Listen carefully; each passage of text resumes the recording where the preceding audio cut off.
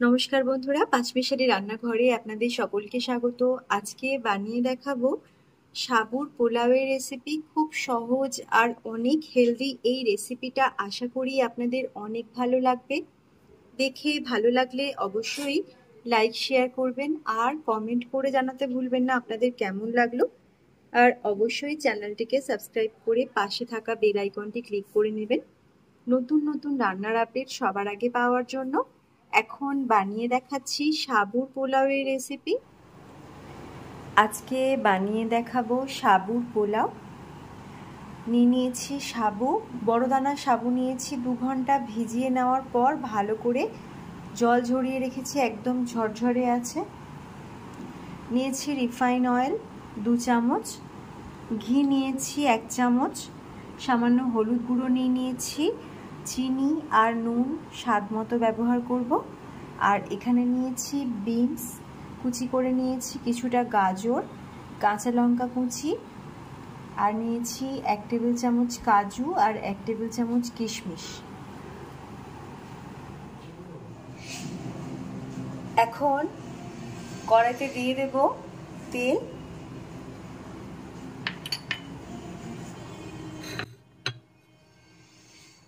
প্রথমেই এর মধ্যে দিয়ে দিচ্ছি গাজর কুচি আর বিনস কুচি। একটু ভালো করে নেড়েচেড়ে ভেজে নিতে হবে।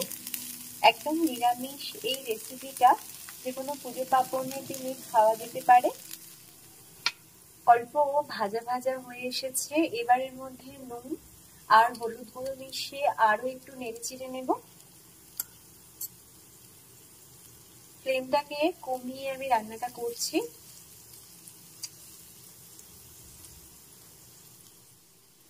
বেশ কিছুক্ষণ ভেজে নিয়েছি, নরম হয়ে গেছে বিনস আর গাজর। এবারের মধ্যে কাজু, কিশমিশ, কাঁচা লঙ্কা এক এক করে মিশিয়ে দিলাম। একটু নেড়েচেড়ে এখন সাবুটাও দিয়ে দেব, বড় দানার সাবু।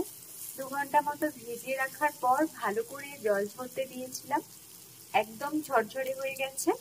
আর সাবুদানাগুলো বেশ গোটা গোটা আছে, সেভাবেই আমি রেখেছিলাম। এখন দিয়ে দিয়েছি সাবুদানা।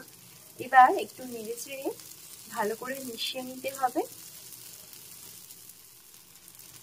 সাবুদানাটা 2 মিনিট নেড়েচেড়ে মিশিয়ে নিয়েছি।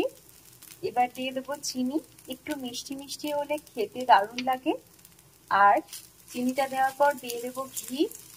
ঘি দিলে একটা সুন্দর ফ্লেভার তৈরি হবে আর অনেক সুস্বাদু হবে। দিয়ে দিচ্ছি ঘি।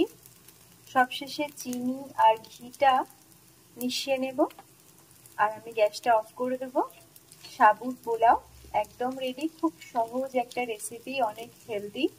উপোসের দিনে, ব্রত পার্বণের দিনে এটা খাওয়া যেতে পারে। এখন ভালো করে নেড়েচেড়ে মিশিয়ে নিয়েছি, গ্যাসটা অফ করে দিয়েছি। রেডি হয়ে গেছে সাবুর পোলাওয়ের রেসিপি।